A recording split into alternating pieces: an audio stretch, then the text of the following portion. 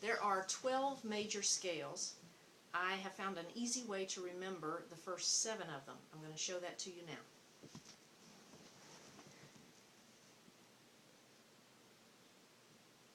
now. Okay.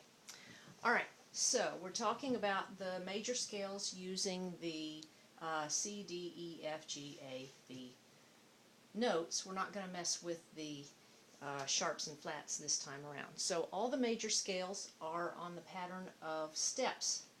A whole step is either from, a half step goes from C to C sharp, another half step from C sharp to D, or a half step would be from B to C.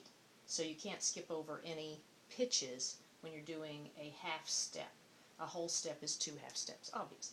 Okay, so if we were going to do an A major scale, we would do it like this. We would start with A, and we want a whole step, so half step plus a half step puts us to B.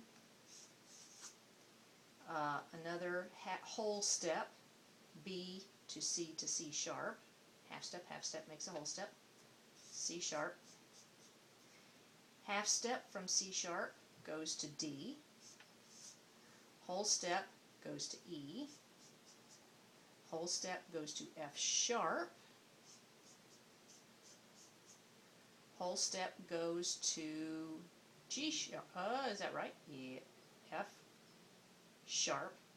Half step makes a whole step. G sharp. Yeah, that's right. G sharp.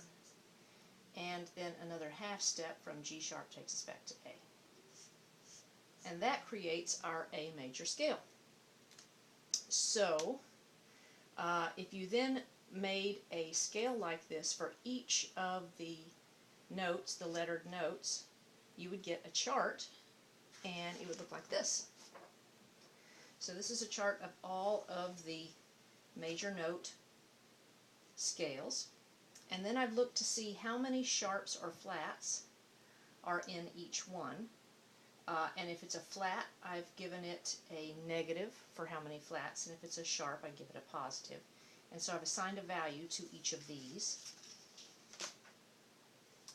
Here are my values. So the C scale doesn't have any sharps or flats, it gets a 0. D scale gets 2 for 2 sharps. F scale gets a -1 for a B flat. And on it goes. Next, what I did is I arranged the scales in the order of how many flats and sharps they have. So it then looks like this. So these are, let me make sure that I am still on scale. Yep. Okay. These are the values and the scales that they go with. And then I created a mnemonic so that I could remember the order of these. And it's a 2-part mnemonic. So the first part is the saying. Fillmore came galloping down, agonizing over every bump. Makes it easy to remember the order of these scales. And then the second part is visual. And so I assigned it onto my hands. So my left thumb then becomes the -1. There's an imaginary 0 between my thumbs, and then 1, 2, 3, 4, and 5. And let me just move that back there. Okay. So that, for instance, if you wanted to know how many sharps are in the G scale, or if you're in the key of G, you're going to be using the G scale, then you would simply count. Fillmore came galloping. It has 1 sharp. Easy peasy. Say we wanted to find about the key of E, or the E scale. How many sharps? Fillmore came galloping down, agonizing over every E, 4. So it has 4 sharps. Now, I'm pretty excited about the next part. What I did is I wrote in which flats and which sharps went with each scale. And this is how that came out. I found out that the F scale, of course, is the one that has B flat. C scale doesn't have any. G has F sharp. D has F sharp and C sharp. A has F, C, and G. E has F, C, G, and D, and B has F, C, G, D, and A.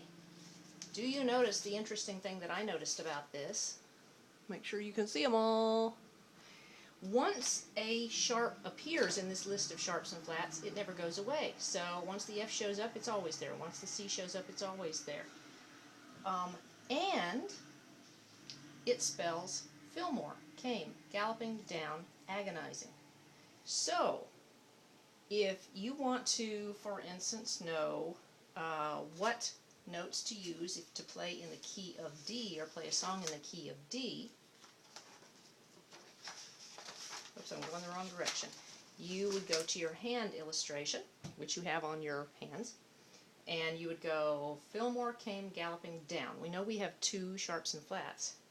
And now because of that saying, we also know what they are, the F and the C. Fillmore came.